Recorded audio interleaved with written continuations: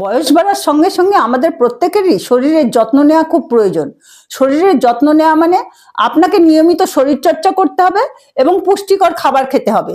বয়স যতই হোক না কেন, আপনি যদি নিয়মিত শরীরচর্চা করেন আর পুষ্টিকর খাবার খান, তাহলে আপনি দীর্ঘদিন সুস্থ থাকতে পারবেন।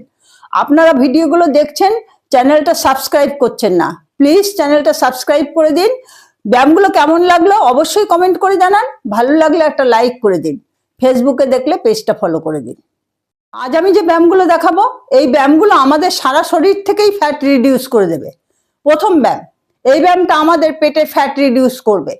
একটা বড় জল ভর্তি বোতল নিন, নিয়ে এইরকম ভাবে বোতলটা নিয়ে যান, পায়ে ছোঁয়াবার চেষ্টা করুন। 1 2 3 4 5 6 7 8 9 10 11 12 13 14 15 16 17 18 19 20 এভাবে 20 বার করুন।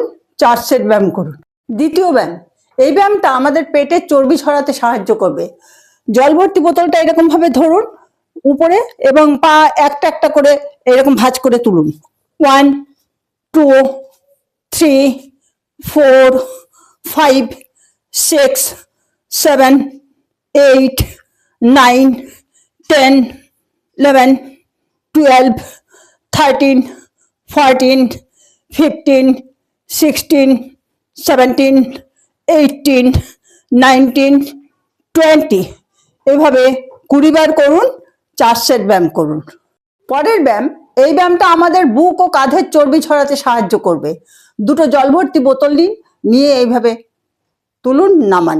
1 2 3 4 5 6 7 8 9 10 11 12 13 14 15 16 17 18 19 20 এভাবে 20 বার করুন।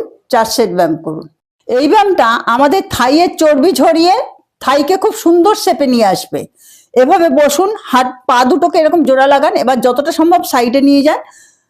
1 2 3 4 5 6 7 8 9 10 11 12 13 14 15 16 17 18 19 20 এভাবে 20 বার করুন। 4 সেট ব্যায়াম করুন। এই ব্যায়ামটা আমাদের পিঠের চর্বি ঝরাতে সাহায্য করবে। এভাবে করবেন। 3 4 5 6 7 8 9 10 11 12 13 14 15 16 17 18 19 20 এভাবে 20 বার করুন। 4 সেট ব্যায়াম করুন। মনে রাখবেন, সঠিকভাবে চলাফেরা করতে গেলে পায়ের যত্ন নেওয়া খুব জরুরি। এখন যে ব্যায়ামটা দেখাবো, এই ব্যায়ামটা আমাদের পায়ের চর্বি ঝরাবে এবং কাফ মাসেলকে খুব শক্তিশালী করবে। এভাবে ধরুন, এবার পায়ের গোড়ালিটা কাফটায় চাপ দিয়ে তুলুন। 1 2 3 4 5 6 7 8 9 10 11 12 13 14 15 16 17 18, 19, 20 এভাবে 30 বার করুন, 4 সেট ব্যায়াম করুন। সুস্থ থাকতে হলে নিয়মিত ব্যায়াম করতে হবে, পুষ্টিকর খাবার খেতে হবে, পর্যাপ্ত পরিমাণে ঘুমোতে হবে এবং কোনো শারীরিক সমস্যা না থাকলে 3 লিটারের মতো জল খেতে হবে।